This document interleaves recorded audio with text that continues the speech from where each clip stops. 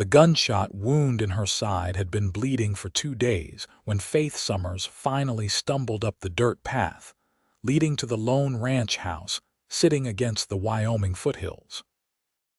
She clutched the boy tighter against her chest, feeling his ribs through the threadbare shirt he wore, knowing that if she did not find help soon, they would both be dead by morning. The August sun of 1876 beat down mercilessly as she raised her trembling fist and knocked on the weathered wooden door, her knuckles barely making a sound before her legs gave out and she collapsed against the frame. Inside, Isaac Hartley had been mending a bridle when he heard the faint thud against his door. He was not expecting visitors.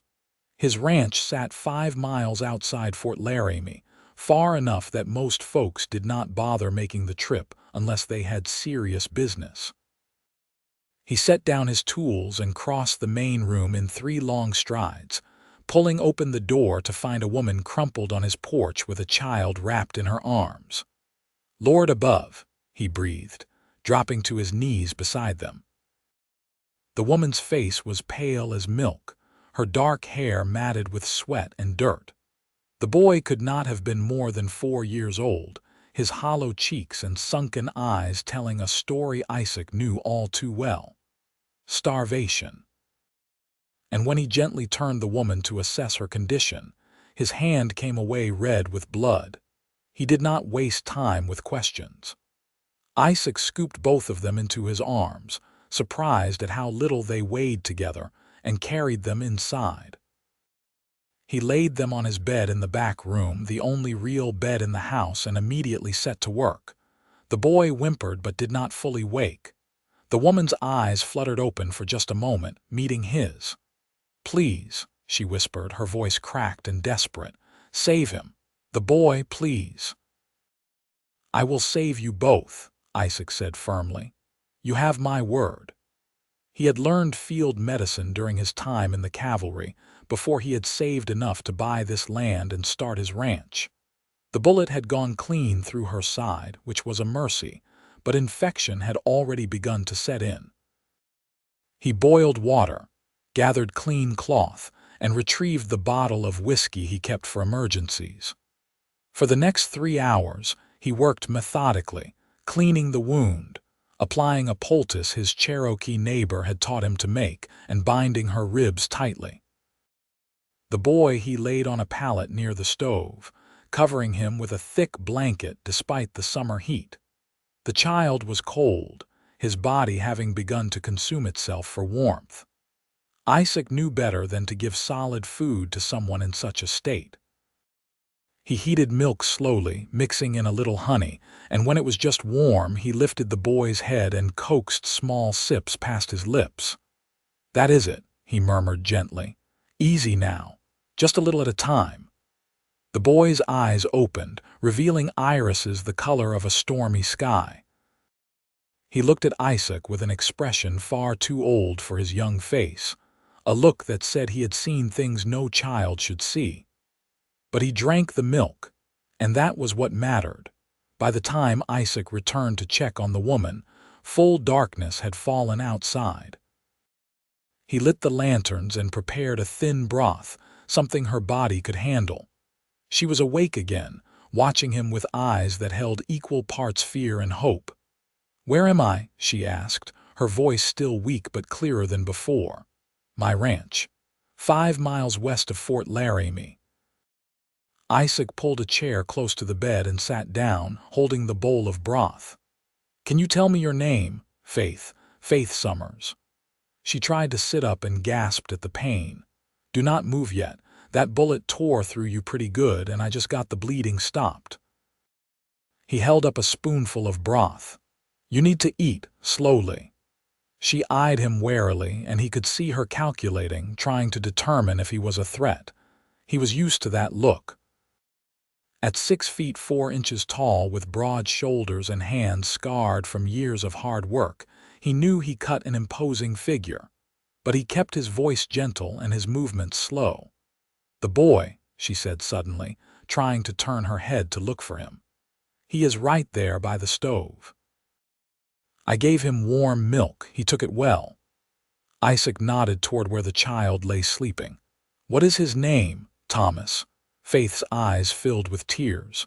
He has not eaten a real meal in 5 days. I tried so hard, but there was nothing.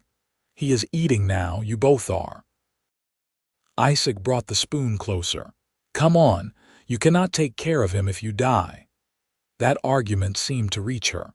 Faith allowed him to feed her the broth, one careful spoonful at a time. Isaac could see the effort it took for her not to gulp it down, to let her starved body accept the nourishment gradually. How did you get shot? He asked after a few minutes of silence.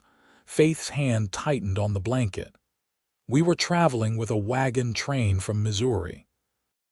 3 weeks ago, we got hit by raiders just after we crossed into Nebraska territory. They killed my husband, killed a lot of people. Thomas and I hid under one of the wagons. When it was over, we ran. I grabbed what I could carry and we just ran. And the wound? 2 days ago. I thought we were safe. There was a man on the road. He seemed kind, offered us a ride to Fort Laramie. Then he tried to take Thomas, said he could sell a healthy boy for good money. Her voice hardened. I fought him. He shot me, but we got away. Isaac felt anger kindle in his chest. He had heard stories of such men, vultures who preyed on the desperate and displaced. The frontier attracted all kinds, and not all of them were decent. You are safe here, he said, meeting her eyes directly. I give you my word. No one will hurt you or the boy while you are under my roof. Faith studied his face for a long moment. Whatever she saw there must have satisfied her because some of the tension left her shoulders. Why are you helping us? You do not know us. You knocked on my door. That is reason enough. Isaac set the empty bowl aside. Besides, what kind of man would I be if I turned away a woman and a starving child? She did not have an answer for that. Her eyes were already drifting closed again, exhaustion pulling her back under. Isaac pulled the blanket up around her shoulders and checked her bandages one more time before returning to the main room. He looked at the boy sleeping by the stove, so small and fragile, and then back toward the bedroom where Faith lay recovering. He had not planned on taking in 2 refugees when he woke that morning. His life was simple, structured. He worked his small herd of cattle, tended his horses, and kept to himself. It was safer that way, quieter. But as he settled into his own chair for what would be a long night of keeping watch, Isaac found he did not mind the disruption as much as he thought he might. The house had been too quiet for too long anyway. The next few days fell into a careful rhythm. Isaac woke before dawn as always, checked on his 2 patients, and then went out to tend the animals. He had 12 head of cattle and 4 horses, a small operation but one that kept him fed and paid the bills. When he returned for breakfast, he would prepare something simple, easy to digest. Porridge with honey for Thomas, thin soup for Faith. The boy grew stronger quickly, as children often do when given proper care. By the 3rd day, Thomas was sitting up on his own, looking around the cabin with wide, curious eyes. He still did not speak much, but Isaac caught him watching every move with intense focus. Faith's recovery was slower. The infection had taken hold before Isaac could treat it, and she spent the first 4 days drifting in and out of fever dreams. Isaac sat with her during the worst of it, changing the bandages, forcing water between her lips and speaking in low, steady tones even when she did not seem to hear him. You are going to be all right, he told her during one particularly bad night. You are strong. I can see it. You did not come all this way just to give up now. On the morning of the 5th day, Faith woke with clear eyes and skin that had returned to a healthy color. She found Isaac asleep in the chair beside the bed, his head tilted back at an angle that would surely leave his neck sore. In the early light filtering through the window, she took the opportunity to really look at him for the first time. He was perhaps 30 years old, with dark hair that touched his collar, and a beard he kept neatly trimmed. His face was weathered by sun and wind, marked with the kind of lines that came from squinting across open prairie and working through harsh winters. But there was something gentle in his features, too, a softness around his mouth that suggested kindness. "You are awake." Thomas appeared in the doorway, his voice still quiet but much stronger than it had been days before. Isaac stirred at the sound, his eyes opening immediately. When he saw Faith looking back at him with awareness, a smile broke across his face. "How do you feel?" "Like I was shot and nearly died," Faith said, but there was a hint of humor in her voice. "But better, much better." "Good." Isaac stood, rolling his shoulders to work out the stiffness. "Are you ready to try some real food? I have eggs and bread." Her stomach answered for her with an audible growl, and despite everything, Faith laughed.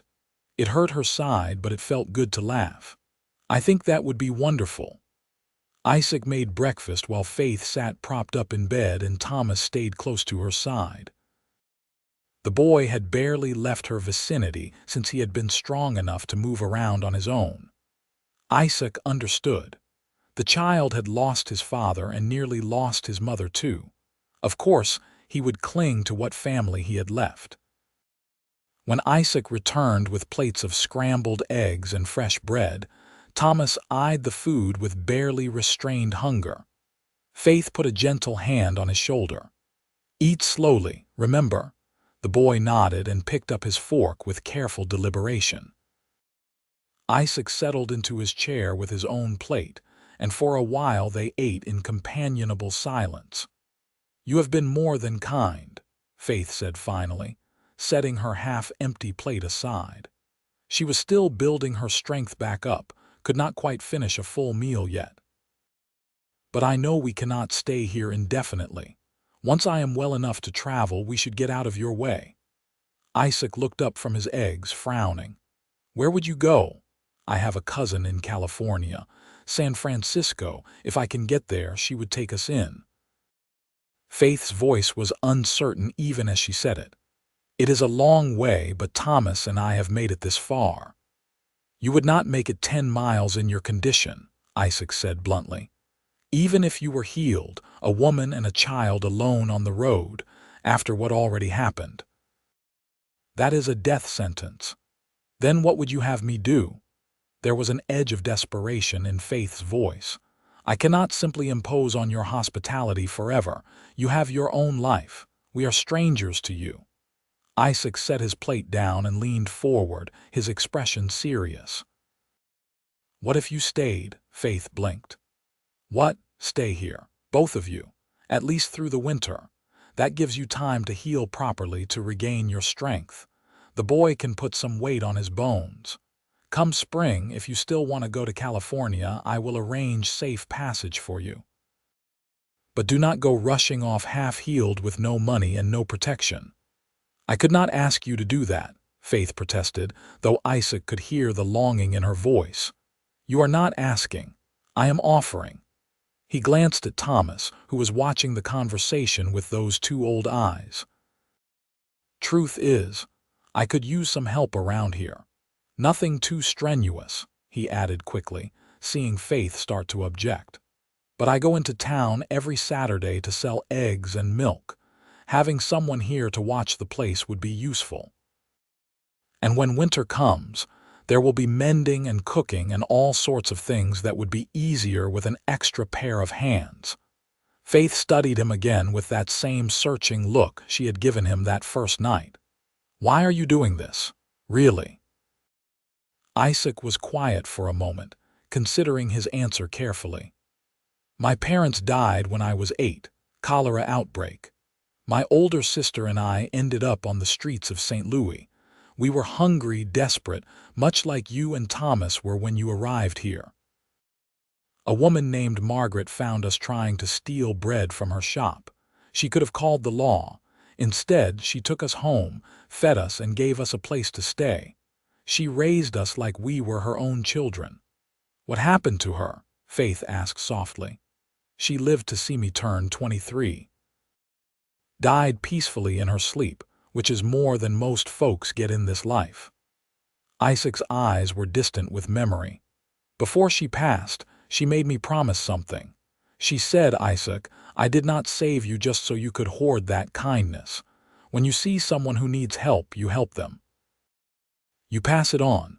So that is what I am doing. Passing it on. Faith felt tears prick at her eyes. She had spent so long running, fighting, trying to survive on her own, that she had almost forgotten what it felt like to have someone offer help without expecting something in return.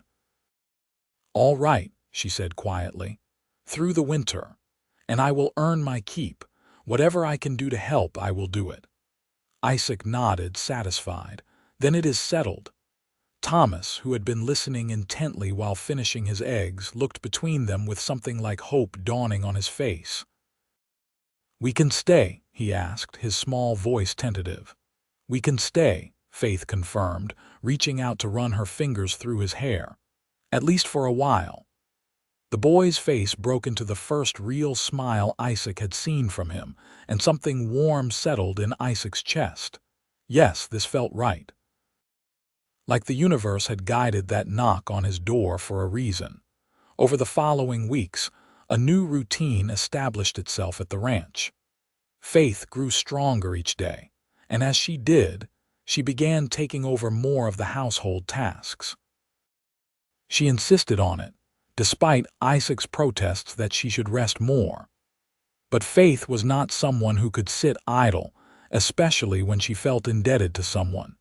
She took over the cooking first, and Isaac discovered with pleasant surprise that she was skilled in the kitchen. Even with his limited supplies, she managed to create meals that made his simple cabin smell like a real home. She baked bread that came out golden and soft, made stews that actually had flavor, and somehow turned his sad attempts at preserving vegetables into something palatable. Where did you learn to cook like this? Isaac asked one evening, savoring a particularly good pot roast. My mother ran a boarding house in Kansas City, Faith explained, stirring the pot over the stove. I grew up cooking for 20 people at a time. She always said a woman who could cook well would never go hungry, no matter where life took her. Smart woman. She was. Faith's expression grew wistful. She died 3 years ago. My father had already passed. That is when I met James, my husband. He was a boarder at the house, and when he proposed going west to start fresh in California, it seemed like a good idea. A fresh start, a new life. She shook her head. I was naive. I thought love and hope were enough. I am sorry, Isaac said quietly, about your husband. So am I. Faith's hand stilled on the spoon. He was a good man. Gentle. He would have loved watching Thomas grow up. Isaac did not know what to say to that, so he just nodded and let the subject rest. He was learning that Faith carried her grief privately, only letting it show in small moments like this. The rest of the time, she kept herself busy, kept moving forward. He understood that instinct. Sometimes work was the only thing that kept the darkness at bay. Thomas, meanwhile, was blossoming in the safety of the ranch. He followed Isaac around like a shadow whenever the rancher was working near the house, asking questions in that quiet voice of his. Isaac found himself enjoying the company more than he expected. He taught the boy about the animals, let him help feed the chickens and collect eggs, showed him how to brush down the horses. This is Dancer, Isaac said, introducing Thomas to his favorite mare, a dappled gray with intelligent eyes. She is gentle as they come. You want to try petting her? Thomas nodded eagerly. Isaac guided the boy's small hand to the horse's neck, showing him how to stroke with the grain of the coat. Dancer nickered softly, and Thomas's face lit up with delight. She likes you, Isaac said, smiling. That is good. Horses are fine judges of character. Will you teach me to ride? Thomas asked, looking up at Isaac with hopeful eyes. When you are a bit bigger and stronger. We will start with the basics first, get you comfortable around them. But yes, I will teach you. From the porch, Faith watched the interaction with a complex swirl of emotions.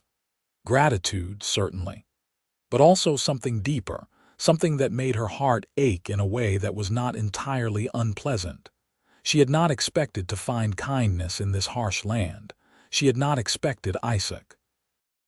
He was not like anyone she had known before. James had been educated, refined, full of dreams and ideas, but not always practical. Isaac was grounded in a way her late husband had never been, comfortable in his own skin, capable and steady. And he was patient with Thomas, never showing frustration or irritation at the endless questions. As September gave way to October, the days grew shorter and the nights colder. Isaac prepared the ranch for winter, reinforcing the barn, chopping wood for the stove, checking his food supplies. Faith helped where she could, and slowly she realized that she was thinking less about leaving and more about staying. One evening, after Thomas had been tucked into his pallet by the stove and fallen asleep, Faith and Isaac sat at the table with cups of coffee, talking quietly so as not to wake the boy. "I have been thinking," Faith said, turning her cup between her hands, "about California." Isaac looked up, his expression carefully neutral. "Oh, I sent a letter to my cousin last week when you went into town. I got her response today." Faith pulled the letter from her apron pocket. "She got married 6 months ago. Her new husband has 4 children from his first wife. She says they simply do not have room for 2 more people, especially not through the winter." "I am sorry," Isaac said, and he meant it. "I know you were counting on that. I was. But maybe it is for the best." Faith set the letter aside. "I have been thinking that maybe we should stay longer. If the offer still stands, Thomas is happy here. He is healing in ways that go beyond just his body, and I—" She hesitated. "I am happy here too. I feel safe for the first time in months." Isaac felt his heart beat faster. "The offer stands, always. You and Thomas, you are welcome here as long as you want to stay." "I do not want to be charity," Faith said firmly. "If we stay, we contribute. You need to hire hands come spring for calving season, yes. Use the money you would have spent on that to buy more chickens, maybe a milk cow. I can increase production, sell more in town. I can pull my weight." "I know you can," Isaac said, "but you do not have to prove anything to me. You are already helping more than you know." Faith met his eyes across the table. In the lamplight, his face was half in shadow, but she could see the sincerity there. "What are we doing here, Isaac?" she asked softly. "What is this arrangement?" He took a long moment to answer, choosing his words carefully. "I think we are helping each other. You and Thomas needed a home, safety, time to heal, and I needed. I did not know I needed anything. But having you here, having people in this house again, it feels right. It feels like this place is what it is supposed to be." "I feel it too," Faith admitted. "But I worry, people will talk. A widow and her child living with an unmarried man. In Fort Laramie, that will cause gossip." "Let them talk," Isaac said with a shrug. "Anyone who knows me knows I would not dishonor you. And anyone who does not know me, well, their opinion does not matter much anyway." Faith smiled at that. "You are a good man, Isaac Hartley." "I am trying to be." They sat in comfortable silence after that, finishing their coffee as the fire crackled in the stove. Outside, the wind picked up, carrying with it the promise of an early winter. But inside the little ranch house, everything was warm and safe. Winter arrived in earnest in November, bringing with it snow that blanketed the prairie in white. The ranch became an island of warmth and life in a frozen landscape. Isaac's days were filled with caring for the animals, breaking ice on the water troughs, and making sure the barn stayed secure against the wind. Faith kept the house running smoothly, and Thomas continued to grow, putting on weight and height, his cheeks filling out with healthy color. They fell into patterns of domesticity that felt natural despite the unusual circumstances of their arrangement. Mornings began with Isaac stoking the fire and Faith cooking breakfast. Thomas would wake to the smell of frying bacon or fresh biscuits and stumble out of his blankets with sleepy eyes. They ate together at the small table, planning the day's tasks. Isaac taught Thomas to read in the evenings, using an old Bible and a handful of books he had kept from his childhood. The boy was bright, picking up his letters quickly, and Isaac found satisfaction in watching that quick mind develop. Faith, for her part, discovered that she enjoyed working with the animals. She had been raised in the city, had never had much opportunity to learn farming or ranching, but she proved to be a quick study. Isaac showed her how to milk the cow they had purchased in late October, how to collect eggs without frightening the hens, how to tell when an animal was sickening versus just having a bad day. "You have a gentle touch," Isaac observed one afternoon, watching her calm a nervous heifer. "Animals respond to that. I like them," Faith said simply. "They are honest. If they are upset, they show it. If they are content, they show that too. There is no pretense." "Unlike people," Isaac said with understanding. "Unlike people," Faith agreed. They were working side by side more and more, and Isaac found himself acutely aware of her presence in ways he had not anticipated. The way she tucked a strand of hair behind her ear when she was concentrating. The sound of her laugh when Thomas said something unexpectedly funny.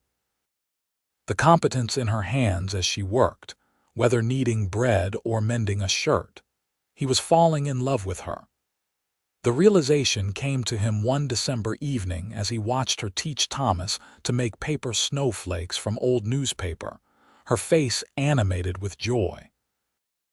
It was not a sudden lightning strike of passion, but rather a slow dawning, like sunrise over the prairie. She had become essential to him, not just as help around the ranch, but as a presence in his life. The house had been just a building before. She made it a home. But Isaac kept these feelings to himself. Faith was still healing, still grieving. She had lost her husband less than 6 months ago. It would be wrong to burden her with his emotions when she was still finding her footing. So he contented himself with friendship, with the domestic partnership they had built, and tried not to think too hard about how right it felt to have her here. Faith, for her own part, was fighting her own internal battle. She had not expected to feel anything beyond gratitude toward Isaac. James had only been gone since August. It seemed too soon, almost disrespectful to notice another man. But she could not help noticing Isaac, the strength in his hands when he worked, the patience he showed with Thomas, the way he treated her as an equal partner rather than a fragile thing to be protected. She caught herself watching him sometimes and had to force her eyes away. This was not right. She owed James's memory more than this. But James was gone, and she was still here, still alive. And Isaac made her feel safe in a way she had not felt since before the wagon train, maybe even before that. Christmas approached, and Faith found herself wanting to make it special for Thomas. The boy had been through so much, had lost so much. He deserved some magic, some joy. "I want to do Christmas properly," she told Isaac one evening after Thomas had gone to sleep. "I know we do not have much, but I think we could make it nice for him. He needs that." "I think that is a fine idea," Isaac agreed. "What do you need?" They made lists, pooled resources. Isaac had been saving money for new equipment, but he agreed readily to divert some of it toward Christmas. The next time he went into Fort Laramie, he bought peppermint sticks, a tin of good chocolate, oranges that had come up from the South. Faith used her own carefully hoarded coins to buy fabric, planning to make Thomas a new shirt and a stuffed toy. Isaac, working in secret in the barn, carved a set of wooden animals for Thomas. A horse, a cow, a chicken. His hands remembered the skill from his own childhood, and he found pleasure in the careful work, imagining the boy's face when he saw them. On Christmas Eve, snow fell softly outside while inside the cabin was warm and bright. Faith had made a special dinner, roast chicken with all the trimmings she could manage. They ate by candlelight, and Thomas's eyes were wide with wonder at the spread. "This is better than last Christmas," he said quietly, and Faith had to blink back tears. Last Christmas, James had still been alive. They had been preparing for the journey west full of hope and plans, but Thomas was right. This was better in ways that mattered. They were safe. They were fed. They were together. After dinner, Isaac disappeared briefly and returned with a small pine tree he had cut that afternoon. It was scraggly and uneven, but to Thomas it might as well have been the finest tree in creation. "Can we decorate it?" the boy asked, bouncing on his toes with excitement. "That is exactly what we are going to do," Faith said, producing the paper snowflakes they had made. They strung them on thread and hung them carefully on the branches. Isaac added candles in small holders, positioning them safely away from the paper. When they lit the candles, the tree glowed like something from a fairy tale. Thomas stood in front of it, transfixed. "It is beautiful," he breathed. "Not as beautiful as seeing you smile," Faith said softly, pulling him into a hug. Later, after Thomas had finally been convinced to go to sleep with the promise that Christmas would arrive faster if he did, Faith and Isaac sat together near the tree. "Thank you," Faith said quietly, "for all of this, for giving him a Christmas to remember." "Giving you both one," Isaac corrected. "You deserved some joy too."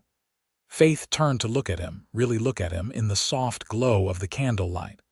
"I never expected this when I knocked on your door. I was just hoping for food, maybe shelter for a night, but you gave us so much more." "You gave me something too," Isaac said, his voice low.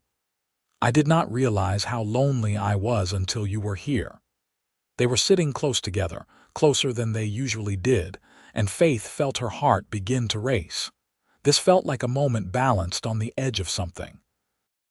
She could lean away, retreat to safety, keep everything as it was. Or she could lean forward. She leaned forward. The kiss was soft, tentative, a question more than a statement. Isaac's hand came up to cup her face gently, his thumb brushing across her cheekbone. When they pulled apart, both of them were breathing a little harder. "I am sorry," Faith started, but Isaac shook his head. "Do not be sorry. Please do not be sorry." He rested his forehead against hers. "I have wanted to do that for weeks, but I did not want to presume. I did not want to push you." "I feel guilty," Faith admitted. "James has only been gone a few months. I should not be feeling this way so soon." "Your husband would not want you to be alone forever," Isaac said gently. "He would want you to be happy, to be cared for. You told me he was a good man." "A good man would want that for you." "How do you know what he would want?" The question came out sharper than Faith intended, defensive. Isaac pulled back slightly, giving her space. "You are right. I did not know him, but I know what I would want if I were in his place.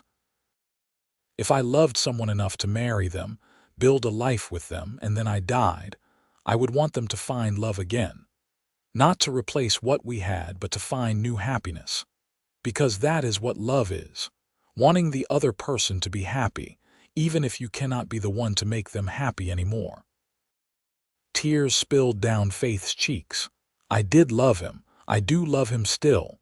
But I feel something for you too, and I do not know how to reconcile that." "You do not have to reconcile it right now. You do not have to decide anything tonight."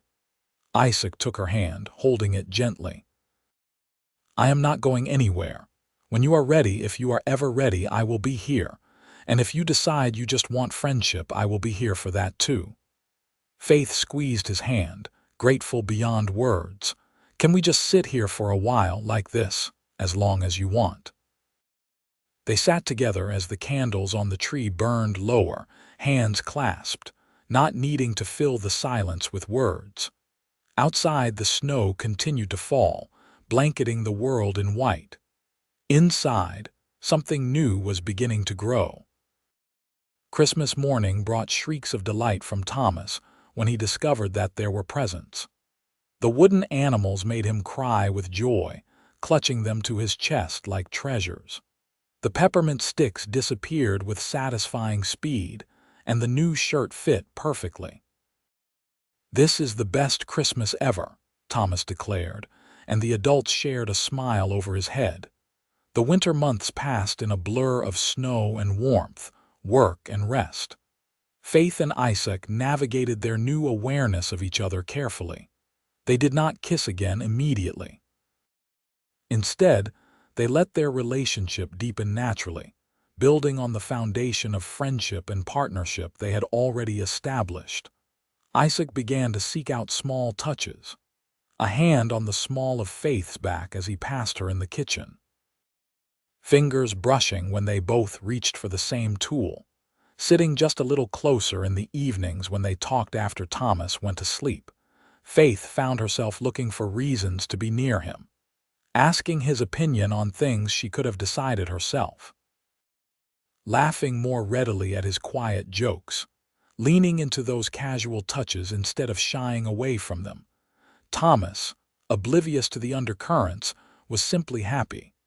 He had nightmares sometimes still, waking crying for his father or whimpering about the raiders.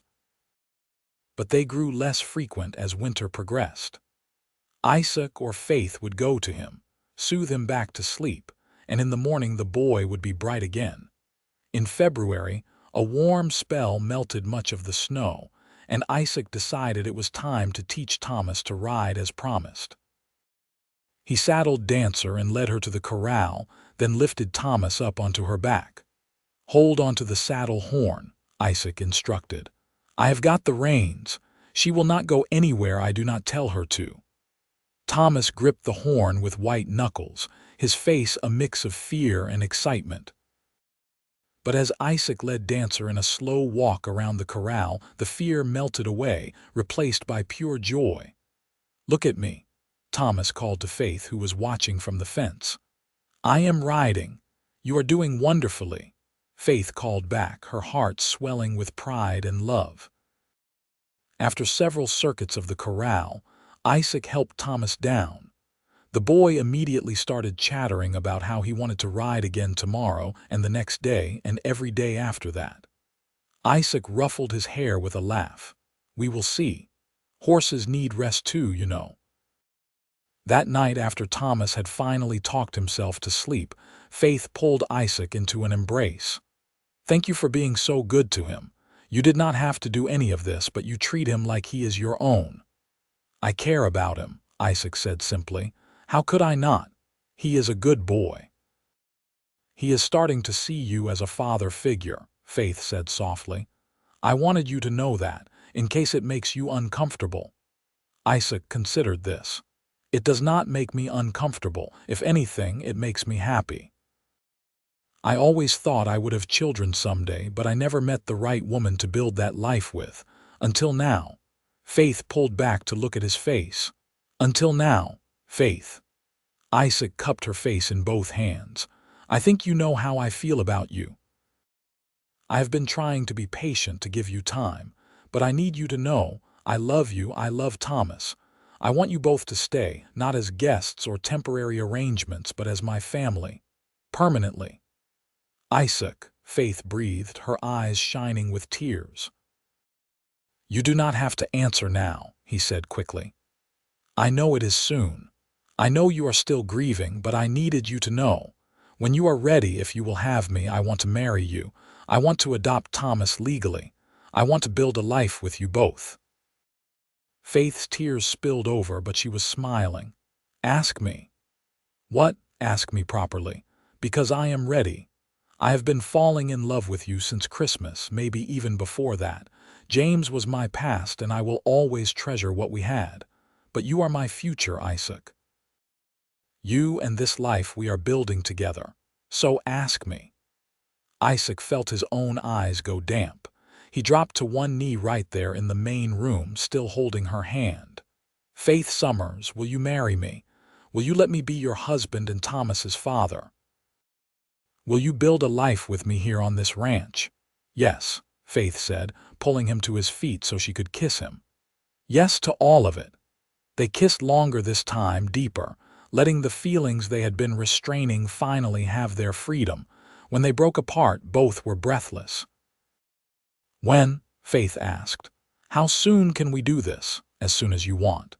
We can ride into Fort Laramie this Saturday, find the preacher, and be married by Sunday if you wish." That fast? Faith felt dizzy with the speed of it all. "We have been living as a family for months already. The only thing we are doing is making it official." Isaac smiled. "But if you want a longer engagement, a proper wedding, I understand." Faith thought about it. She had already had a big wedding with James, all the trappings and finery. This time, what mattered was not the ceremony but the commitment. "No, this Saturday is perfect, just us and Thomas and the preacher. That is all we need." They told Thomas at breakfast the next morning. The boy looked between them, processing the information carefully. "You want to marry Mama?" he asked Isaac. "I do, very much. And I want to be your father if that is all right with you. Not to replace your father, he will always be important, but to be there for you, to take care of you and your mother." Thomas was quiet for a long moment, his small face serious. Then he said, "Will you teach me more about horses?" Isaac blinked, surprised by the question. "Of course. And you will not leave us. You will stay, I promise. I will never leave you." Thomas nodded slowly, then smiled. "Then I think it is all right." Faith let out a breath she had not known she was holding. She had not been sure how Thomas would react, if he would see this as a betrayal of his father's memory. But the boy seemed genuinely pleased, and she realized that Isaac was right. Thomas saw him as a father figure already. This just made it official. Saturday came bright and clear. They rode into Fort Laramie in the wagon, Faith wearing her best dress and Isaac in his good shirt. Thomas sat between them, chattering excitedly about everything and nothing. The town was bustling as always, full of soldiers from the fort, traders and settlers passing through. They found Reverend Matthews at the church, a kind older man who had been ministering in the territory for 20 years. "We want to get married," Isaac said simply. "Today, if possible." Reverend Matthews looked at Faith, then at Thomas, then back at Isaac. "I see, and this is what you all want." "Yes," Faith said firmly, "very much." "Do you have witnesses?" Isaac had thought of this. "We can ask Mr. Johnson from the general store, his wife too, maybe." As it turned out, Mr. Johnson and his wife were delighted to serve as witnesses.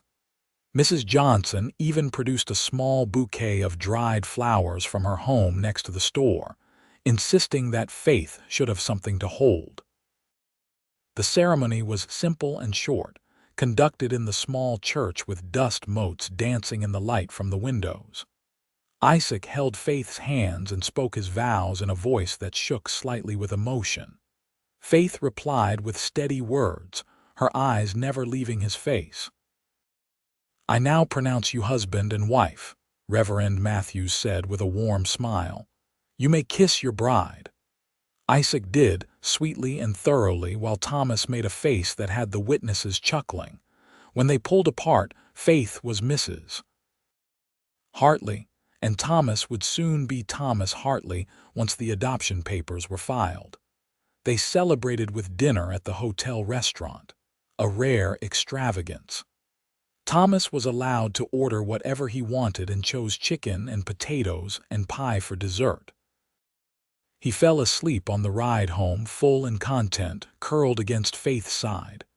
"Happy?" Isaac asked, glancing at his wife. "Wife." The word felt wonderful. "Happier than I ever thought I could be again," Faith said honestly. "This morning I was Faith Summers, alone in the world except for my son. Tonight I am Faith Hartley with a husband and a family and a home. It feels like a dream." If it is a dream, I never want to wake up. They arrived home after dark. Isaac carried Thomas inside and laid him on his pallet, the boy not even stirring. Then he turned to Faith, suddenly nervous. They had not discussed the practicalities of being married, of sharing a bed. Faith seemed to sense his hesitation. "I am ready," she said softly, "if you are." "I have thought about this moment for weeks," Isaac admitted, "but now that it is here, I do not want to rush you." Faith took his hand and led him to the bedroom, their bedroom now. "You are not rushing me. I want this. I want you." Their wedding night was tender and sweet, a careful exploration and a claiming all at once. Isaac treated Faith like she was precious, which to him she was. Afterward they lay tangled together in the bed, Faith's head on Isaac's chest, listening to his heartbeat. "I did not think I could feel this way again," Faith murmured. "Safe, loved, whole." "You are all of those things," Isaac said, pressing a kiss to her hair. "And you will be for the rest of our lives." Spring came late that year, but when it arrived, it brought with it an explosion of green and new beginnings. The snow melted into rushing streams, the prairie grass grew tall, and new calves were born in the pasture. Isaac hired 2 men to help with the spring work, and Faith's egg and dairy business expanded as planned. Thomas grew like a weed, shooting up inches seemingly overnight. He was 6 now, his 7th birthday approaching in June. The nightmares had stopped almost completely. He called Isaac Pa without prompting, and the word made Isaac's heart swell every time. In May, Faith discovered she was pregnant. She told Isaac one evening after Thomas was asleep, nervous about how he would react. They had not discussed having children of their own. A baby. Isaac repeated, his eyes going wide. "You are sure?" "As sure as I can be. I have been through this before. I know the signs." Faith watched his face anxiously. "Are you happy?" In answer, Isaac let out a whoop of joy and swept her into his arms, spinning her around. "Happy? I am beyond happy." "We are going to have a baby." "Careful," Faith laughed, dizzy. "You will jostle the baby." Sorry." Isaac set her down gently, then immediately dropped to his knees and pressed his ear to her still flat belly. "Hello in there, little one. I am your pa. I cannot wait to meet you." Faith ran her fingers through his hair, overwhelmed with love. "You are going to be such a good father. You already are." They told Thomas a few days later. His reaction was pure excitement. "A baby, I get to be a big brother." "You do," Faith confirmed.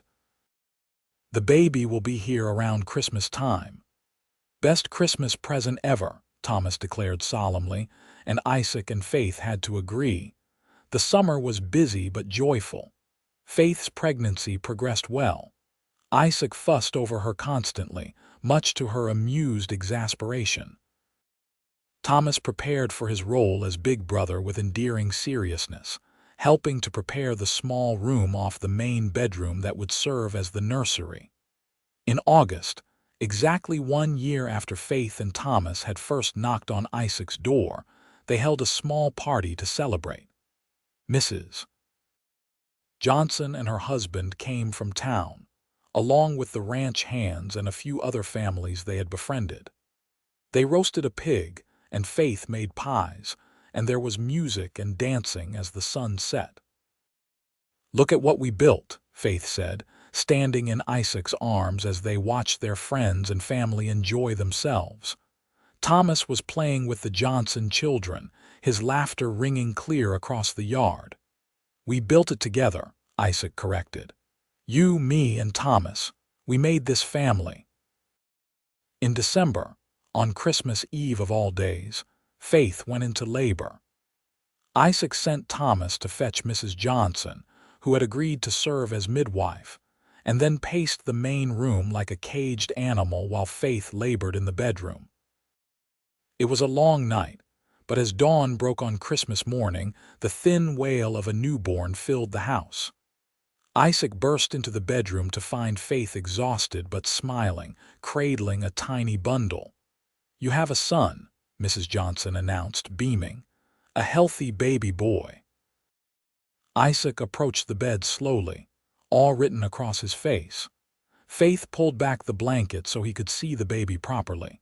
He was red-faced and wrinkled, with a shock of dark hair and eyes that would likely turn the same blue-green as Isaac's. "He is perfect," Isaac breathed. "Absolutely perfect. What should we name him?" Faith asked.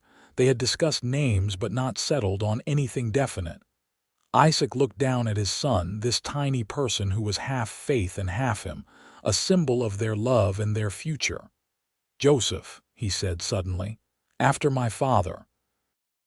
"Joseph Isaac Hartley." "Joseph," Faith repeated, trying it out. "I like it. Hello, Joseph. Welcome to the family." Thomas crept into the room then, his eyes wide. "Can I see him?" "Come here," Isaac said, scooping Thomas up and setting him carefully on the bed beside Faith. "Meet your little brother, Joseph." Thomas stared at the baby with wonder. "He is so small." "You were that small once," Faith said with a smile. "He will grow just like you did." "I will teach him everything," Thomas announced. "How to feed the chickens and ride horses and everything." "I know you will," Isaac said, ruffling his hair. "You are going to be the best big brother." They spent Christmas Day together as a family of 4, just them and the new baby. It was quiet and simple and absolutely perfect. Isaac could not stop staring at his wife and sons, marveling at how much his life had changed in just a year and a half. "What are you thinking about?" Faith asked, catching him watching them. "I am thinking about how one knock on a door changed everything," Isaac said. "How close I came to not having any of this. If you had gone to a different ranch, if you had decided to keep going past my place, if any of 100 things had been different." "But they were not different," Faith said softly. "We were meant to find you, I believe that. So do I." Life settled into a new rhythm with baby Joseph in the house. He was a good baby, healthy and growing well. Thomas took his big brother duties seriously, always wanting to help with Joseph's care. Isaac continued to expand the ranch, building on their success. Faith managed the household and her growing dairy business with the same competence she brought to everything.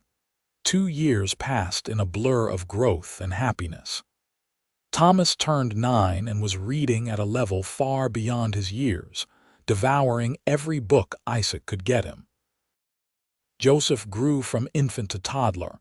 His first word was "da," much to Isaac's delight, though he was quick to master "mama" soon after. In the spring of 1879, Faith discovered she was pregnant again. This pregnancy was harder than the first, leaving her tired and nauseated for weeks. But she was happy, and Isaac was over the moon at the prospect of another child. "I always wanted a large family," he admitted one evening, his hand resting on her growing belly. "I hated being an only child after my sister died. I wanted noise and chaos in life." "Well, you are certainly getting that," Faith said with a laugh, watching Thomas chase Joseph around the main room, both boys shrieking with laughter. In November, Faith gave birth to a daughter. She had red hair like Faith's grandmother, bright green eyes, and a set of lungs that announced she would not be ignored. "What about Emma?" Faith suggested, gazing down at her daughter. "Emma Rose Hartley." "Emma," Isaac repeated, grinning. "I love it. Hello, Emma Rose." "I am your pa, and I am going to spoil you absolutely rotten." "You will do no such thing," Faith said, but she was smiling. The ranch prospered over the next few years. Isaac bought more land, expanded his herd, built a proper barn, and eventually a larger house. The original cabin became a guest house and storage. The new house had real bedrooms for each of the children, a proper kitchen, and a porch that wrapped around 2 sides. Thomas grew into a strapping young man, tall and strong like Isaac, with his mother's dark eyes and quick mind. He worked the ranch alongside his father, learning everything there was to know about cattle and horses and the land. Joseph was the adventurous one, always exploring, always into something, keeping his parents on their toes. Emma was sweet and gentle, but with a core of steel that reminded Isaac very much of Faith. In 1885, when Thomas was 16, he asked to go to college. "There is a university in Laramie now," he said over dinner. "I want to study agriculture, learn the new methods. I could come back and help make the ranch even better." Isaac and Faith exchanged glances. They had known this day would come eventually. Thomas was too smart, too curious to be satisfied with just ranching his whole life. "If that is what you want, we will make it happen," Isaac said. "You have worked hard. You have earned it." Thomas went to the University of Wyoming that fall, coming home for holidays and summers. The house felt emptier without him, but Isaac and Faith took pride in his accomplishments. He graduated 4 years later with honors and returned to the ranch full of ideas and energy. Joseph announced at age 12 that he wanted to be a veterinarian. "Animals get sick, and sometimes we do not know how to help them. I want to learn how to fix them." Isaac supported this dream too, knowing already that he would do whatever it took to help his children achieve their goals. Emma, at 10 years old, declared she wanted to be a teacher. "There are so many children around here who do not have proper schooling. I want to help them learn." "You are just like your mother," Isaac told her fondly, "always thinking about how to help others." In 1890, Faith stood on the porch of their home, watching Isaac work with the horses in the corral. He was 44 now, his hair shot through with gray, his body still strong but marked by years of hard work. She was 40, and there were lines around her eyes and threads of silver in her red hair. But she had never felt more beautiful than when Isaac looked at her the way he still did, like she was the most precious thing in his world. Thomas was working alongside his father, 21 years old and every inch a man. Joseph, at 15, was in town at the veterinarian's office, apprenticing. Emma was inside doing her lessons, preparing for the teaching examination she would take next year. Faith thought back to that desperate woman who had knocked on Isaac's door 14 years ago, starving and bleeding with nothing but a dying child and a prayer. That woman could never have imagined this life, this home, this family. "What are you thinking about?" Isaac asked, coming up the porch steps. He had a way of knowing when she was lost in thought. "I am thinking about how grateful I am," Faith said, moving into his arms, "for you, for all of this. For every single day we have had together." "I am the grateful one," Isaac said, kissing her forehead. "You and Thomas, you saved me just as much as I saved you. I was just existing before you came. You taught me how to live again."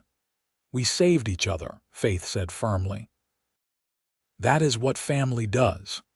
Thomas joined them on the porch, wiping sweat from his forehead. "I was thinking, Pa, you remember that land to the north that just came up for sale? If we bought it, we could expand the herd significantly. I did the calculations, and with the new breeding methods I learned, we could increase our profits by 30% in just 3 years. Isaac smiled at his son's enthusiasm. This boy, who had come to him so small and broken, had grown into a man who would take the ranch into the future. "Let us talk about it over dinner. Get your brother and sister. Your ma made pot roast."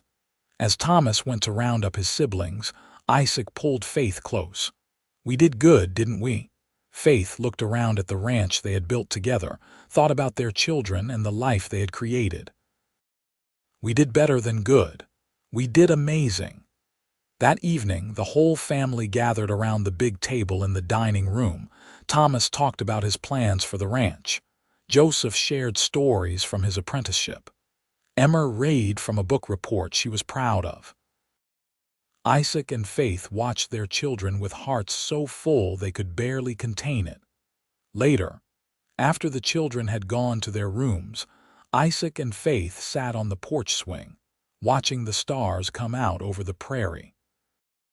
"Do you ever wonder what would have happened if you had gone to a different door?" Isaac asked. "No," Faith said simply.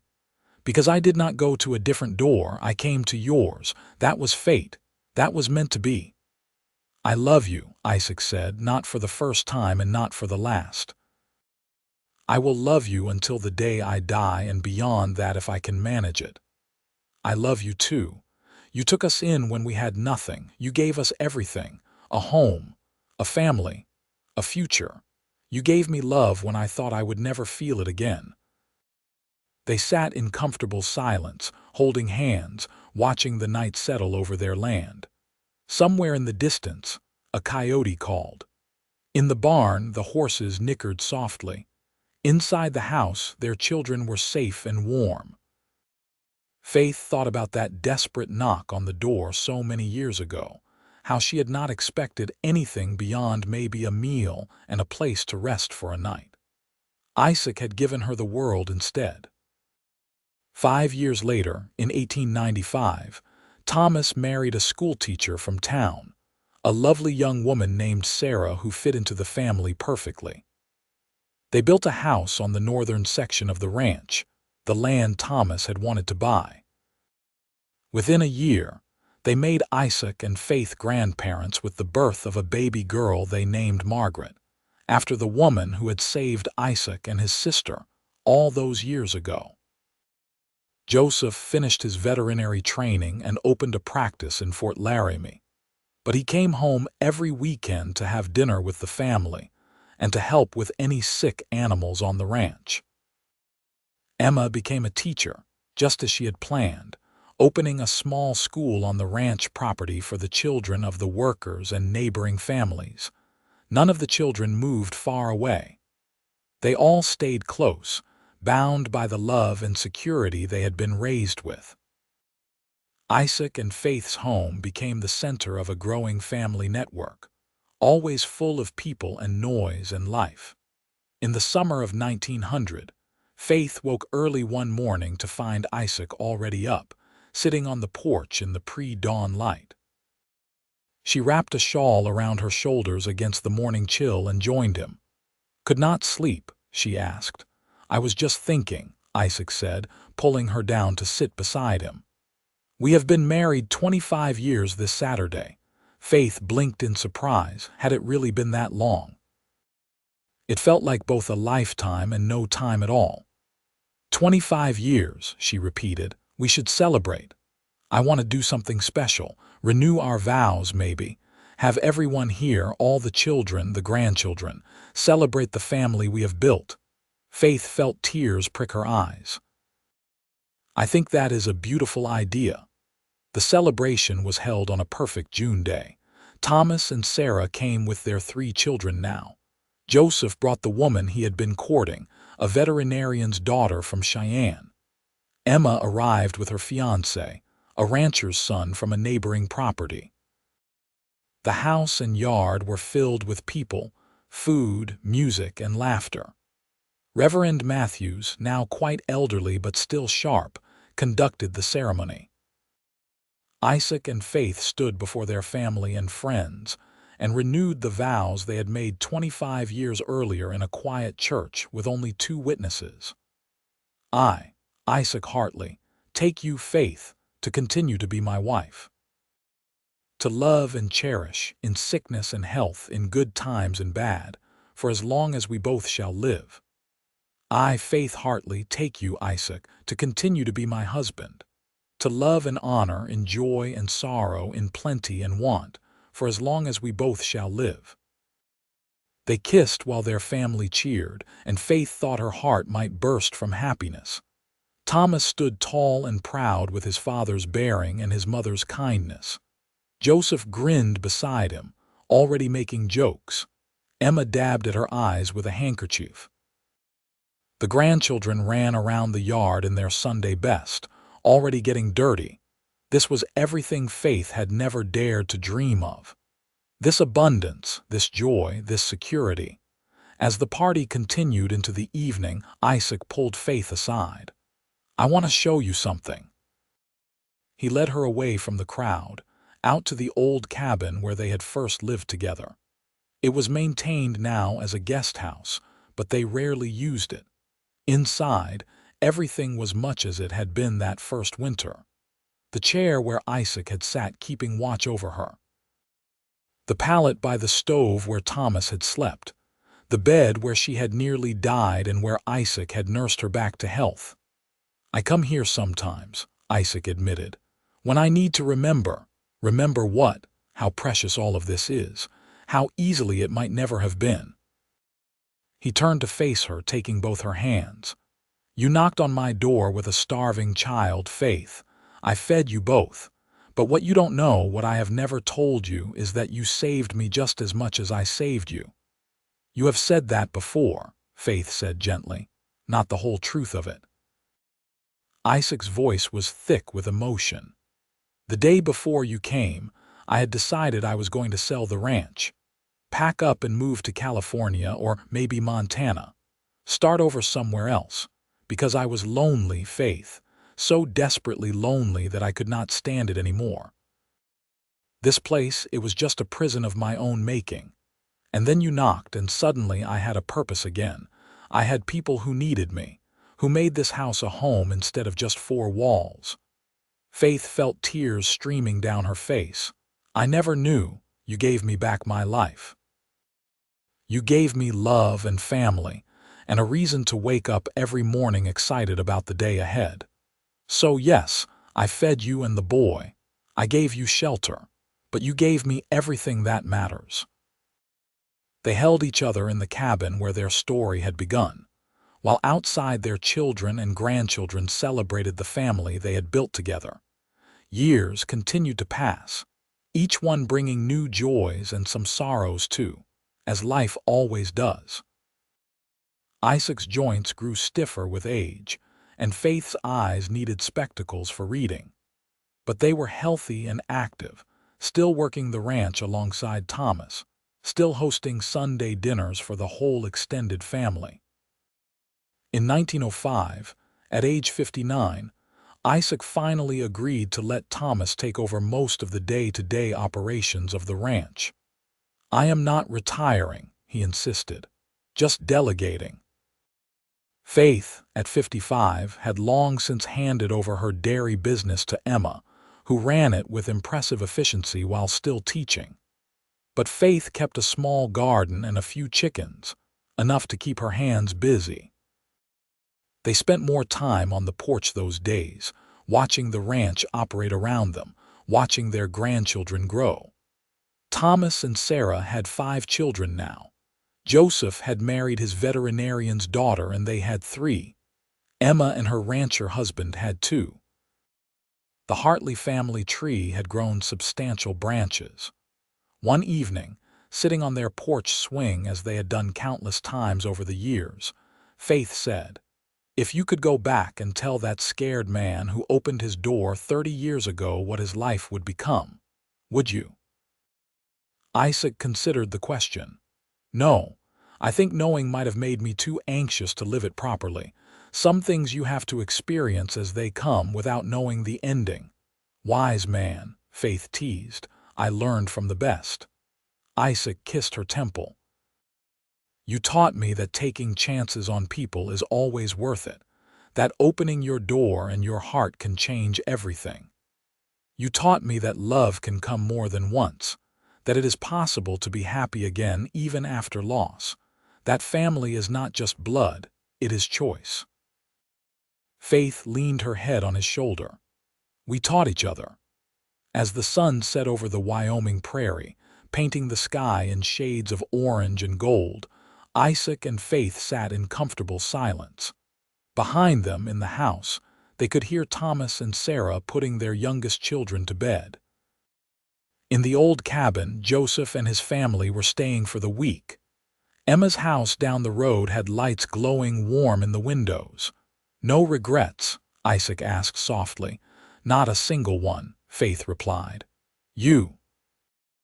"Only that I cannot live this life over again, exactly as it was, because it was so good." They sat together as the stars came out, These two people who had found each other by chance or fate or providence, who had built a family and a legacy out of nothing but determination and love. The rancher who had opened his door to a desperate woman and a starving child. The woman who had knocked on that door hoping for mercy and found everything she never knew she needed. In the end, Isaac kept his promise. He did not just feed them, he made them his family forever.